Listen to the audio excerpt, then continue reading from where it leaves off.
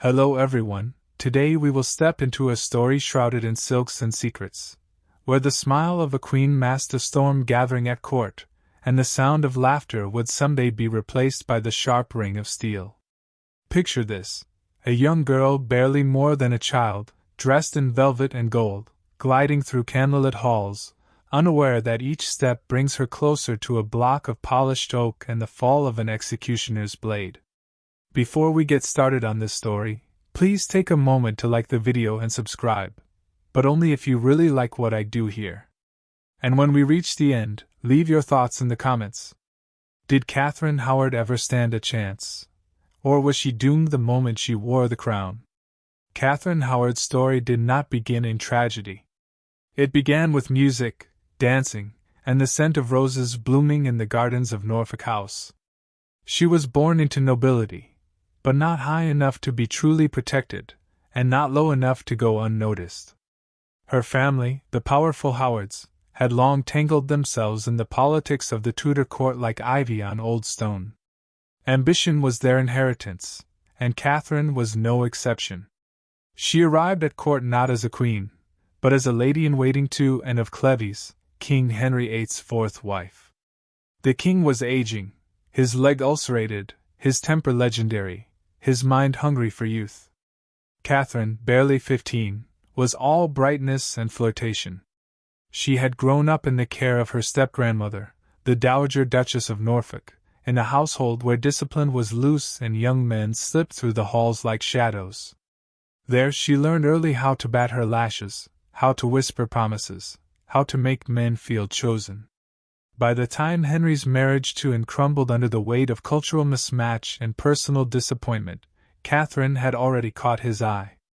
The king, swollen with age and disappointment, saw in Catherine not a child but a chance at rebirth. He lavished her with jewels, gowns, and praise. "My rose without a thorn," he called her, a phrase that would echo with bitter irony in the years to come. Their wedding was rushed, just days after Henry's annulment from Anne. At 16, Catherine was queen. At 50, Henry was limping, bloated, and desperate to believe he had captured innocence again. But innocence cannot be gifted, it must be lived. And Catherine's past was not the blank slate the king believed it to be. Old names floated just beneath the surface: Francis Dereham, the secretary she had loved in her youth, and possibly even slept with. His voice, his letters, his presence were not distant enough. Nor was Thomas Culpeper, a gentleman of the king's privy chamber, who lingered too long at her door and too close to her smile. The court is a maze of eyes, and whispers are its currency. As Catherine adjusted her crown, the wind was already carrying her secrets to the wrong ears. Still, in those first months she ruled as a young girl would, with excitement, giggles, and little understanding of the danger that lay behind every velvet curtain. Her ladies-in-waiting were more like schoolmates than guardians. Her gifts were trinkets compared to the price of her position. But a gilded cage is still a cage. As the court marveled at its youthful queen, none could say whether she felt joy or fear. Some saw her dance and envied her sparkle. Others watched with narrowed eyes, already sensing the tremble beneath the silk. There is something chilling about how quickly favor turns to suspicion in the Tudor court. And while Henry doted on her, fed by the illusion of her purity, the trap was being set. One careless step, one rumor made real, and the throne beneath her would splinter like old wood. What Catherine could not yet know was that the past never stays buried, not in England, and not in a palace where every corridor echoes with footsteps and secrets. The whispers started as they always do, quiet, sharp-edged, and clinging to walls like mist. A smile too familiar. A servant with too much to say. And behind it all, a court that remembered too well the fates of queens before her. At first, the rumors drifted harmlessly, as rumors often do. Court ladies exchanged glances behind fans. Gentlemen lowered their voices when speaking of the queen's earlier days. But in the Tudor court, gossip is never harmless. It is a tool. A weapon. And Catherine Howard, for all her beauty and laughter, had no armor against it. Francis Derham's name resurfaced first, a former lover, a man from her youth at the Duchess of Norfolk's chaotic household. He had written to her, perhaps clumsily, perhaps desperately, once she became queen. Some said she appointed him to her household out of kindness. Others whispered it was guilt, or worse, unfinished love. He was bold, familiar, too informal in his speech. Those who served near the queen noticed. They always do. But it wasn't Derham alone. Thomas Culpeper, a favorite of King Henry himself, began appearing too often in the shadows near the Queen's chambers. Late-night walks. Long conversations behind closed doors. A shared confidence here. A soft laugh there. Catherine's maid, Lady Rochford, widow of the executed George Bullen, acted as a go-between, arranging the meetings. Whether from loyalty or fear, no one could say. The walls had eyes, but worse, they had memories. People began to recall Anne Bullen, the queen who had lost her head not long ago, Catherine's own cousin. Another woman who had flown too close to the king's crown with too many men in her orbit. And though the comparison was whispered, it grew louder with each passing day. The true spark came in the autumn of 1541, when Archbishop Cranmer, the king's religious adviser, received an anonymous letter. It accused the queen of light behavior before her marriage. Cranmer was careful, cautious, but he knew Henry's fury could not be predicted. It was a storm that changed direction without warning.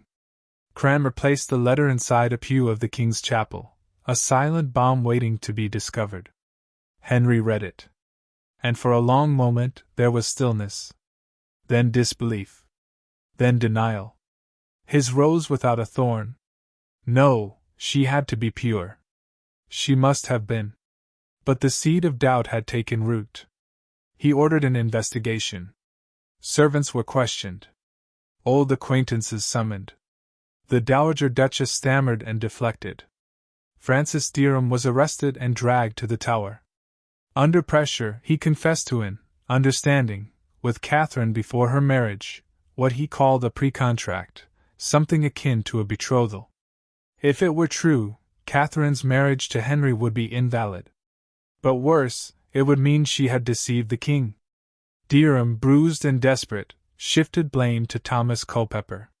He claimed Culpeper had replaced him in Catherine's affections after she became queen. The inquiry deepened. Letters were seized. One, a note from Catherine to Culpeper, in her own hand, filled with longing. "Yours as long as life endures," she had written. A fatal signature. The court turned cold. Catherine, still unaware of the full storm gathering, continued with her duties. Then, one morning in Hampton Court, she woke to silence. Her chambers were empty. Guards stood at her door. She was not taken to the Tower, not yet, but confined to her rooms. A slow, creeping imprisonment. Meanwhile, Culpeper and Derham were tortured. The truth, or what resembled it, was dragged from their throats with iron tools and fire. Both confessed. Lady Rochford was arrested. The Queen's household was dismantled. The eyes of every courtier turned away. Where once there had been admiration, now there was only fear, fear of being seen too close, fear of guilt by association. Henry, once besotted, collapsed into fury. He did not see betrayal. He saw treason. A personal humiliation. He refused to see her, speak to her, even hear her name. He gave orders coldly, distantly, like one swatting a gnat. The Queen was to be tried. There would be no mercy. But even as her world crumbled, one detail emerged, one that threatened to complicate the swift execution the court so desired. Catherine was possibly with child. The discovery of a letter, no longer sealed, no longer secret, shattered whatever hope Catherine Howard had held in the cold solitude of her confinement. It was a small thing, this letter, tucked away among her personal items. But small things destroy queens. "Yours as long as life endures." 7 words, inked in her hand, now echoed like a death sentence through the corridors of Whitehall. Addressed to Thomas Culpeper, the note was not merely affectionate, it was damning. In the ruthless eyes of Tudor law, it confirmed more than love, it whispered conspiracy, adultery, treason. When questioned, Catherine claimed she had written the letter under pressure from Culpeper. That he had demanded it. That Lady Rochford had urged her. But no amount of pleading could erase the words now. The letter, passed from hand to trembling hand in Henry's court, had already carved her fate in stone. What haunted the king most was not just the betrayal, but the manner of it. This was not a foreign queen, like Anne of Cleves. This was not a fiery schemer like Anne Boleyn. This was his girl child, the one who called him her sovereign lord and lover, the one who danced for him in white satin, kissed his sores with feigned tenderness, who once called him her dearest joy. Now she was a traitor.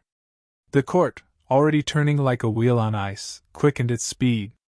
Lords who once bowed to her now bowed to her accusers. Nobles who had married into the Howard line now withdrew in silence. The once favored family began to crack. Arrests spread. The Duke of Norfolk, Catherine's own uncle, washed his hands of her publicly. She had brought shame, he claimed. She had deceived them all. But in the darkness of her confinement, Catherine's cries echoed against the stone. She begged for an audience with Henry, just one moment to explain, to kneel, to look into his face. But the king would not see her. He could not bear it. Instead, he wept alone in his chambers, alternating between silent despair and blinding rage. Some said he spoke to her in absentia, whispering into the heavy night, hoping for answers that never came. Then, the rumors of her condition began. A maid claimed the queen had vomited most mornings. Another said her gowns had been altered to loosen around the waist. A physician was summoned in secret. If she was pregnant, her execution would have to be delayed, perhaps indefinitely. The child, even born in disgrace, would be of royal blood. But Tudor medicine was imprecise, a blend of herbs and superstition. No conclusive proof was ever recorded. Some believed Catherine lied about her condition in a desperate ploy. Others swore they saw her weep silently after the physician's visit, clutching her stomach as if mourning not just her life, but another's. The council debated. Delay meant uncertainty. It meant risk. What if she miscarried?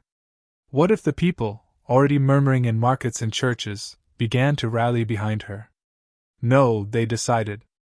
The crown must be preserved. The king must be avenged. And the queen must die.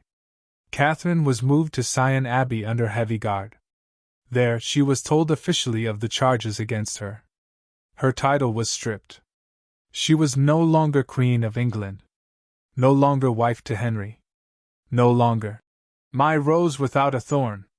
She was, in the eyes of the realm, a common subject, and a criminal. Still, she pleaded. Not for clemency, she knew that would not come, but for confession.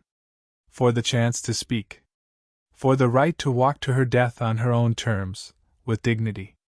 But dignity was not what the court had in mind. The letter to Culpeper was shown to her again. She did not deny it. But she wept. Long, silent weeping. As if the ink on the page were bleeding from her own skin. Meanwhile, Culpeper and Derham had already met their ends, Culpeper beheaded, Derham drawn and quartered. Lady Rochford, broken by guilt and interrogation, descended into madness. The court tried to postpone her execution, but Parliament passed a new law permitting the death of the insane if found guilty of treason. There would be no more delays. No more loopholes. For Catherine, the final march had begun. And if there was life stirring within her, it would not be spared either. February in London was cruel. The Thames lay half-frozen beneath a sky of iron. Frost clung to the shutters of the tower, and the wind swept through its corridors like a blade, howling through arrow slits and rattling ancient chains. Inside the stone walls, Catherine Howard waited, not like a queen, not even like a prisoner of noble birth, but as something else entirely. Forgotten. Condemned. 17 years old, and already a widow to her own life. She had been taken to the tower under the veil of dawn, her journey silent except for the rustle of skirts and the shuffle of boots in snow. Her hands trembled within her sleeves, but she made no sound. She knew now that dignity would be her only armor. The room they gave her was cold, with walls that bore the echoes of past screams. Somewhere nearby, and Bullen had once stood, fingers laced in prayer, awaiting the same fate. Catherine, her cousin by blood, could almost feel her there. The ghost of another queen, whispering warnings too late. When the archbishop came to her, she asked for nothing but the scaffold block, to practice. Over and over, she knelt and lowered her neck. Over and over, she imagined the feel of wood beneath her skin. Witnesses described her as calm, composed. But composure is not peace. It is only the mask that grief wears when it can scream no longer. Outside, preparations were being made. The headsman was summoned. A crowd would be allowed, nothing too large, nothing too unruly. The king would not attend, of course. He remained in his palace, wrapped in furs, brooding by a fire that could not warm his guilt. Some said he wept still. Others claimed he had already begun to seek a new bride. But no one could forget the queen's final night. She did not sleep. Instead, she sat beside a single candle, its flame shivering against the damp stone. Her fingers traced the edges of a Bible. She whispered not prayers, but names. Her mother. Her cousins. Francis. Thomas. Perhaps even Henry. Whether those whispers were curses or confessions, no one knows. Her maid later said she spoke to something that wasn't there, perhaps someone already gone. At dawn, the door opened. She rose. No chains. No protest. Just a girl, wrapped in a gown of black velvet, the hood drawn low, a thin crucifix clutched to her chest. Her steps were measured. Not regal, but resigned. As she stepped into the courtyard, the cold bit deep. The crowd gathered quietly, more silent than usual, some said. There were no jeers. No shouts. Only the weight of witnessing something both tragic and familiar. Another queen. Another execution. Another chapter in a book written in blood. The block stood ready. The executioner bowed his head. He had seen kings fall, rebels flayed, traitors torn apart. But never had he seen someone so young, so small, walk with such eerie calm to her own end. Catherine looked to the sky. She asked for no final words at first. Then, just before kneeling, she turned to those near the scaffold and spoke. "I die a queen, but I would rather die the wife of Culpeper." A gasp rose from the crowd, part outrage, part pity. Perhaps it was true. Perhaps it was defiance. Perhaps it was the last truth she could still own. Then silence. She knelt.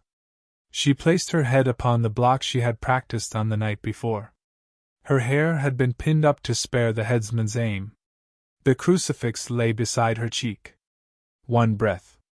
One final whisper unheard. The axe fell. And with it, fell not just the head, but the illusion that innocence could protect anyone in Henry's court. They buried her near and Bullen in the chapel of St. Peter ad Vincula, two cousins united at last, not in life, but in death, beneath the very stones that had watched them rise and fall. Inside her, some claimed, had been another heartbeat. But we will never know. The courtyard was washed clean by rain the next morning, as if the sky itself had wept through the night. Guards avoided the scaffold. The execution block, still stained, was removed before the city fully stirred awake. Life resumed in the tower as it always did, one death folded into memory, another name added to its walls. But Catherine Howard would not be so easily forgotten. The court wasted no time in sealing the remnants of her existence. Her belongings were dispersed or destroyed. Her name was struck from royal documents. Her portrait removed from chambers. Her servants were reassigned, silenced. Those who had known her spoke less of affection and more of fear. She became not a person, but a lesson. The message was clear: the crown could glitter, but it cut deep. And Henry VIII, though bloated and broken, remained capable of cruelty without hesitation. Only a handful spoke of what might have been. One maid whispered, before being dismissed, that Catherine had sung quietly to herself in the hours before dawn. A lullaby. Not for her own comfort, but for the child she believed she carried. Others said she went mad, that her calm had been the calm of one already departed in mind. That her final statement, "I would rather die the wife of Culpeper," had not been a confession, but a last cry for something real in a world that had offered her only pretense. And Henry? He mourned, loudly, then silently. His appetite returned within weeks. But something inside him had shifted. He no longer referred to Catherine, not even as that woman. He turned inward, more paranoid, more bitter. His courtiers tread carefully, sensing the line between favor and fury had become thinner than ever. Yet behind closed doors, some claimed they heard him at night, muttering not prayers, but fragments of her name. As years passed, the Tudor court wore on like a pageant. New alliances were made, new queens crowned. But none who came after could match the haunting legacy Catherine left behind. Not for her wisdom, she had been too young. Not for her reign, it had been too short. But for the raw, aching tragedy of it all. A girl cast into the jaws of power, praised for her beauty, and destroyed for her humanity. The chapel where she lay became a quiet shrine for those who dared to remember. Stone slabs bore no grand inscription, only initials carved faintly into cold rock. Ch. Beside. A.B. Two women sacrificed to a throne that demanded silence from those it raised. Centuries later, her ghost would be whispered about in palace tours and fireside tales. A pale girl in velvet, gliding through corridors, head bowed, searching endlessly for the peace she was denied in life. Some say she walks the hallway of Hampton Court still, barefoot and weeping, repeating her final steps to the block. Perhaps in death she found her voice. Or perhaps, as in life, it was simply taken from her. And what of the child?